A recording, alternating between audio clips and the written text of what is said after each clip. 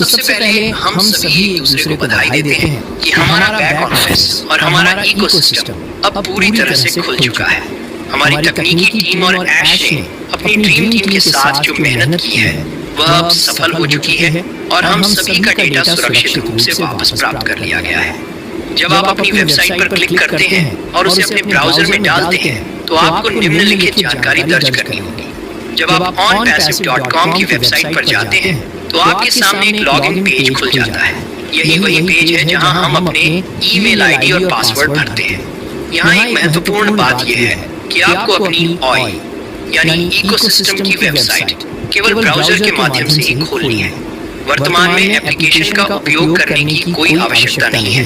बस सीधे अपने ब्राउजर में जाएं, चाहे आपके पास कोई भी ब्राउजर हो।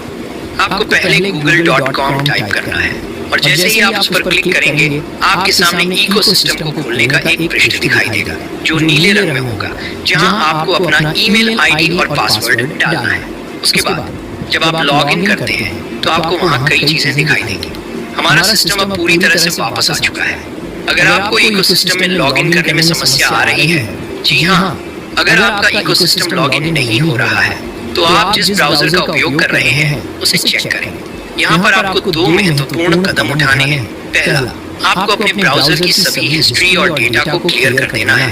आपके ब्राउजर में जो भी आपने पिछले दिनों में या आने वाले दिनों में खोला है वह सब मिटा देना चाहिए।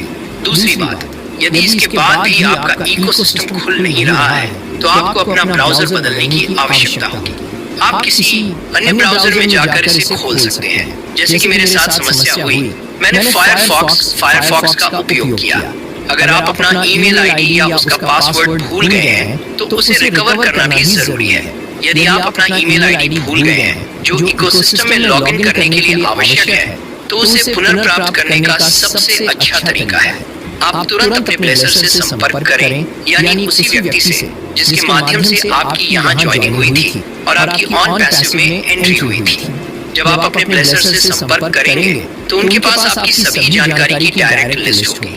जैसे ही आप उनसे संपर्क करेंगे आपको वहां से अपना ईमेल आईडी मिल जाएगा यदि आप इसे भूल गए हैं। इसके बाद अगली चीज ये है कि ईमेल आईडी के बाद पासवर्ड डाला जाता है। यदि आप अपना पासवर्ड भी भूल गए हैं तो इसके लिए आपको थोड़ी देर इंतजार करना पड़ेगा। क्यों इंतजार करना होगा? अगर आपको पासवर्ड याद नहीं है तो हम अपनी जीमेल आईडी डालकर पासवर्ड को रिकवर कर सकते हैं।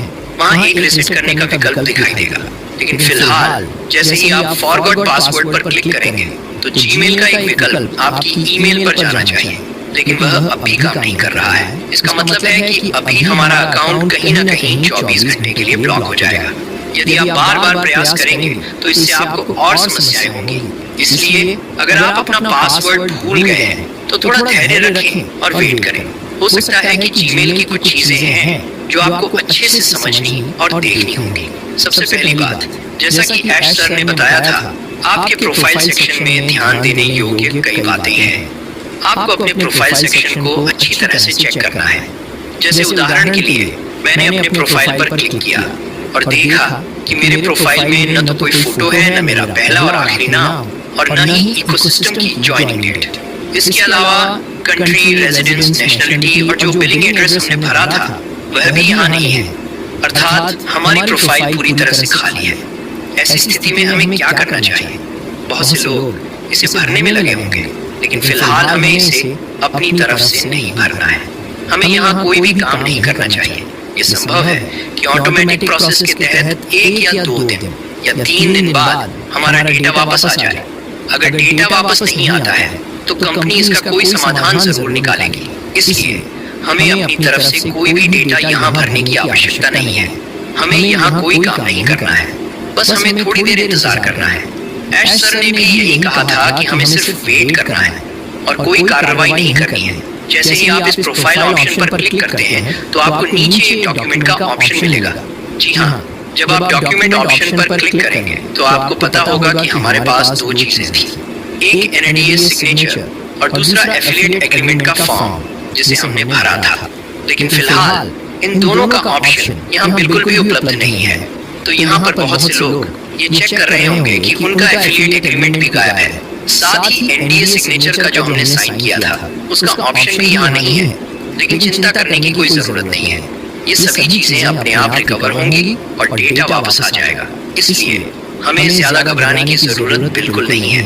इसके अलावा हमारा बैक ऑफिस का जो सिंबल है उस पर क्लिक करके हम सीधे बैक ऑफिस में प्रवेश कर सकते हैं, जहां पर हमें सभी अपडेट्स मिलते हैं। तो ये बैक ऑफिस का बटन भी अभी काम नहीं कर रहा है। जब हम इस पर क्लिक करते हैं तो एक एरर पेज खुलकर सामने आ जाता है, इसलिए इस बटन को भी काम करने में थोड़ा समय लगेगा।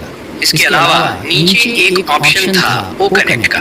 जी हाँ, ओ कनेक्ट जो हमारा प्रोडक्ट है वह भी यहाँ दिखाई नहीं दे रहा है। जिन लोगों ने सब्सक्रिप्शन ले रखा है उन्हें पहले से पता है कि उन्होंने सब्सक्रिप्शन किया है, लेकिन यहाँ पर हमारा ओ कनेक्ट भी अभी उपलब्ध नहीं है और आने वाले समय में हमें यह भी पता चल जाएगा।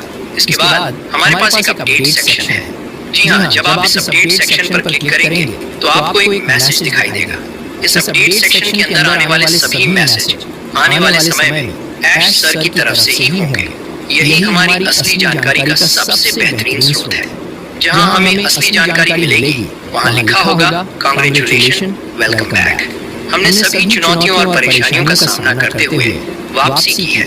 हमारी टीम पूरी तरह से अपने इकोसिस्टम को पुनर्प्राप्त करने में सफल रही है और यह प्रक्रिया धीरे धीरे आने वाले दिनों में जारी रहेगी। यानी यह प्रक्रिया आगे भी इसी तरह चलती रहेगी। आज हम एक महत्वपूर्ण कदम आगे बढ़ाए हैं और यहाँ पर कुछ और ऐसे कदम भी हैं जो आपको आने वाले समय में दिखाई देंगे। हम आपकी धैर्य और सहयोग की सराहना करते हैं। आगे के चरणों के लिए जुड़े रहें और निर्देशों का ठीक से पालन करें।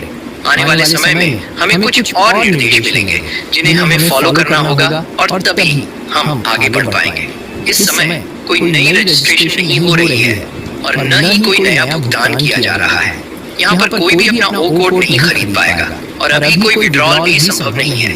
साथ ही वर्तमान में सपोर्ट सिस्टम भी उपलब्ध नहीं है। सपोर्ट सिस्टम भी फिलहाल काम नहीं करेगा और पूरी तरह से ऑफ रहेगा। इसलिए हमें कुछ निर्देशों का पालन करना है। कुल मिलाकर इस समय हमें केवल लॉगिन प्रक्रिया पर ध्यान केंद्रित करना है। जी हाँ, पहले बताए गए 4 स्टेप्स में से लॉगिन ऑप्शन हमारा पहला कदम है। इसके बाद आपको अपने डेटा को सही तरीके से चेक करना है, अपनी टीम साइज की जांच करनी है और अपने वॉलेट की स्थिति भी देख लेनी है। आपके वॉलेट में जो जानकारी है उसे आपको सही तरीके से चेक करना है। बाकी का डेटा जो आपको दिखाई नहीं दे रहा है वह धीरे धीरे अपने आप दिखाई देगा। इसलिए इसके लिए हमें इंतजार करना होगा।